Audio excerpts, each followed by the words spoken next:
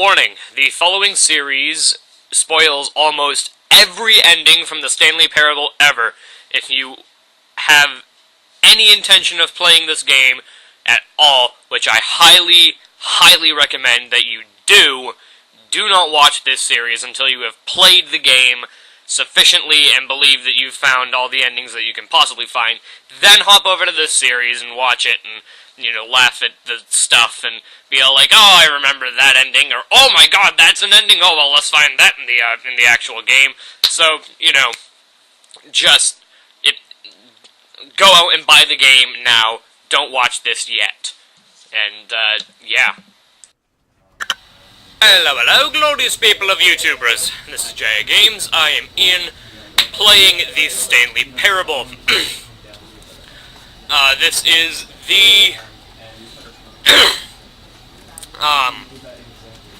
this is the series that I decided to do, and I mentioned it in the weekly bulletin, and it's wonderful. Look at this. Look at this, right here. Right hereabouts. Looks really nice. I hope it's actually picking that up. Actually, I know it's picking that up because I saw it in another video. I just like the effect of that, to be honest. It's really, it looks rather interesting. But yeah.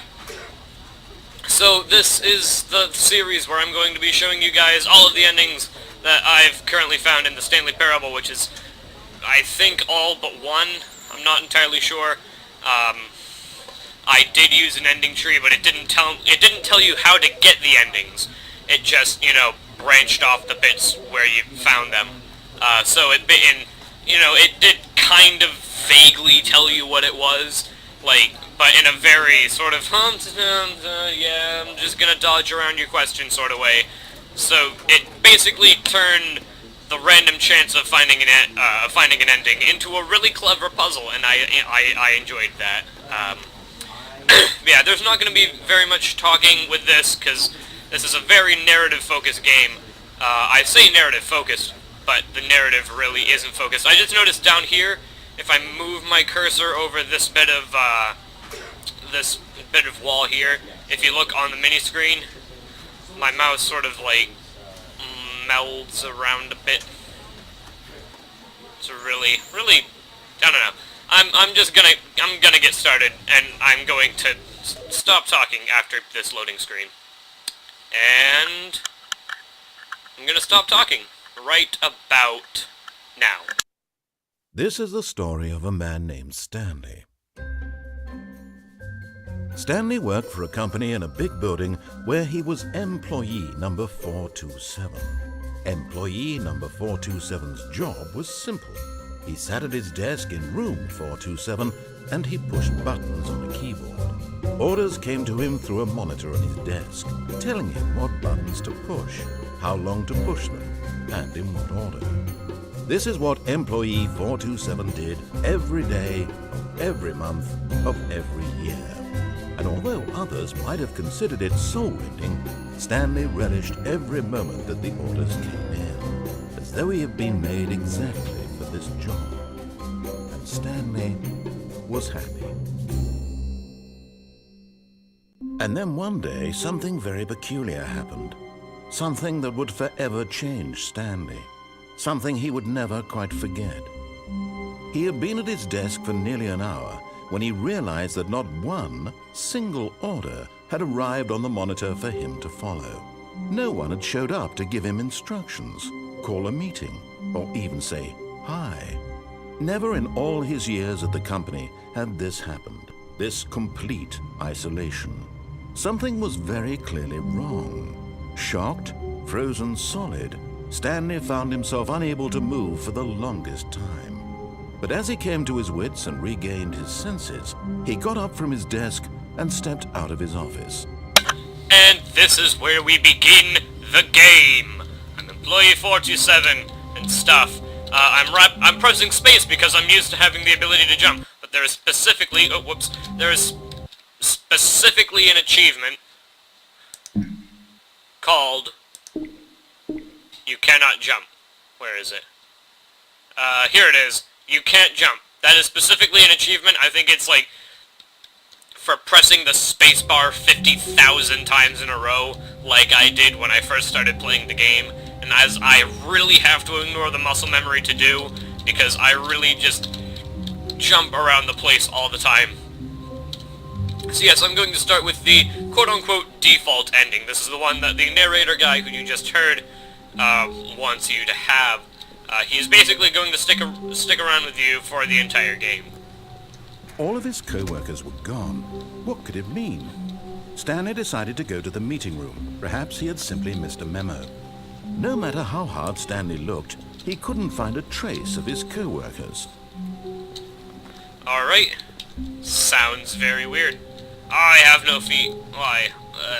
I can't jump and I have no feet. Oh well. What are you? Username access. Boot button off.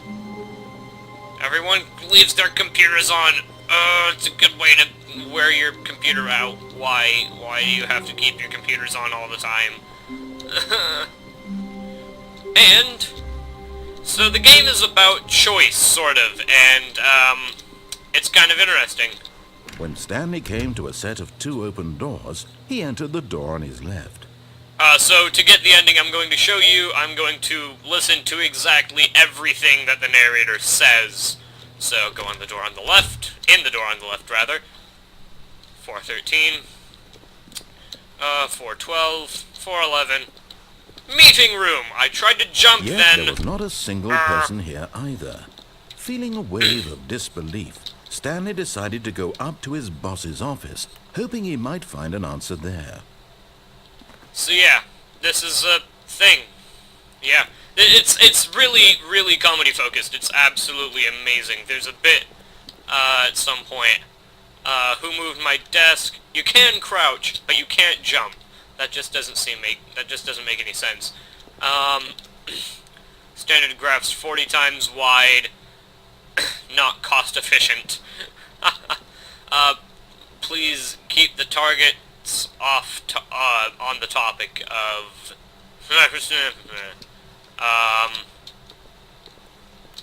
alright, employee 417 405 491 416 431 and Jim. There's somewhere in here that's like wait, do not alter without consulting whiteboard manager. It's just so, a broom closet. Let's not go in there. That's not on topic. We need to stay on topic. Alright. Coming to a staircase, Stanley walked upstairs to his boss's office. Alright, up I go. Ups. Up, continuing to go ups. And whoop. Alright. Into the boss's office. Stepping into his manager's office, Stanley was once again stunned to discover not an indication of any human life.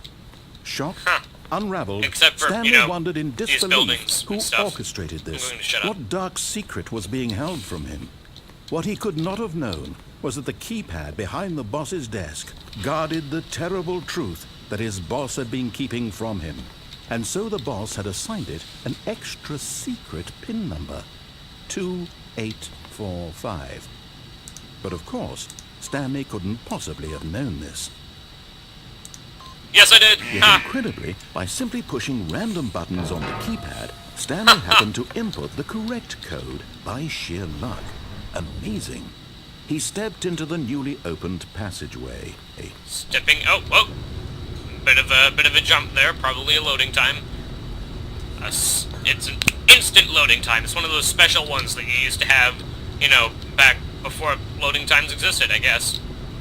There was never a time when there was an instant loading time. It's a gate. I like gates. I like buttons. I like gates. I like moving things. We're moving. I'm in a moving thing. I love moving things. Loading. Up. Load. Load faster. Please. Give me another one of those instant loading times. I like those so much. Stanley realized he felt a bit peculiar. It was a stirring of emotion in his chest, as though he felt more free to think for himself, to question the nature of his job. Why did he feel this now, when for years it had never occurred to him? This question would not go unanswered for long. Oh, drama. Paint. Stanley walked straight The story ahead is through the actually large about the door paint that here. read Mind Control Facility. Oh, escape! I'm pretty sure that leads to certain death. Let's not go there. But yeah, the fun fact, the story isn't actually about Stanley. The story is about this paint here. Definitely. Alright. Continuing. Hello, camera. How are you? Wow! That was a noise. Everything is pitch black. I'm scared. I'm scared. The lights rose on an Woo! enormous room packed with television screens.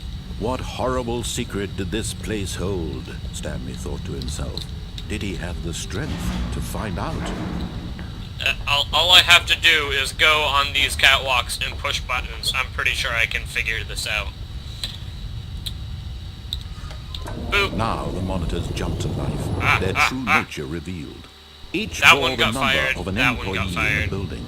Stanley's co-workers. Oh, man. The lives of so many individuals reduced to images on a screen. Where's and Stanley, mine? one of them, eternally monitored in this place where freedom meant nothing. I'm over here somewhere, I know that much. 427... Oh, no! That one's just a... black... Ah, there I am. Employee number 427. Yep, there's mine. Right there. Okay. This That's a mind boxed control man facility, going upwards. it was too horrible to believe it couldn't be true. Had Stanley really been under someone's control all this time? Was this the only reason he was happy with his boring job? That his emotions had been manipulated to accept it blindly? Oh, drama. Oh, drama. No. Oh, light. He refused to believe it. He couldn't accept it. His own life in someone else's control? Never. It was unthinkable. Wasn't it? Was it even possible? Had he truly spent his entire life utterly blind to the world? But here was the proof. The heart of the operation. Controls labeled with emotions. Happy or sad or content. Walking, eating, working. All of it monitored and commanded from this very place. And as the cold reality of his past began to sink in, Stanley decided that this machinery would never again exert its terrible power over another human life. For he would dismantle the controls once and for all. Alright, here I go. Time to dismantle the controls. Ding, ding, ding, ding, ding, ding, ding, ding. Off. I love how it's just a big on and off switch. That's the best way to make a choice. Just two big buttons. Oh. Oh, music. Oh, music. Blackness and a rising chill of uncertainty. Was it over?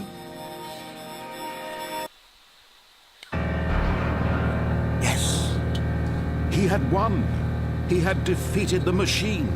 Unshackled himself from someone else's command. Freedom was mere moments away. And yet, even as the immense door slowly opened, Stanley reflected on how many puzzles still lay unsolved.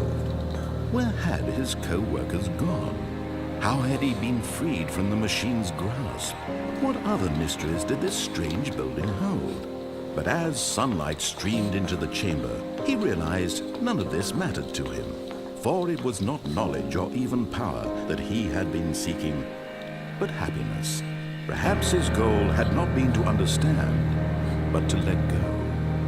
No longer would anyone tell him where to go, what to do, or how to feel. Whatever life he lives, it will be his. And that was all he needed to know. It was perhaps the only thing worth knowing. Stanley stepped through the open door.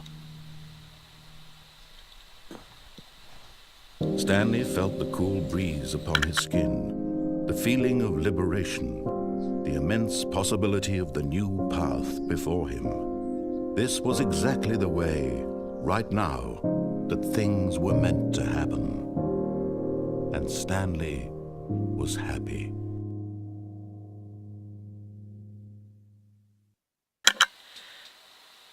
Have a glorious day and an even better tomorrow, guys. And I am really bad at outro.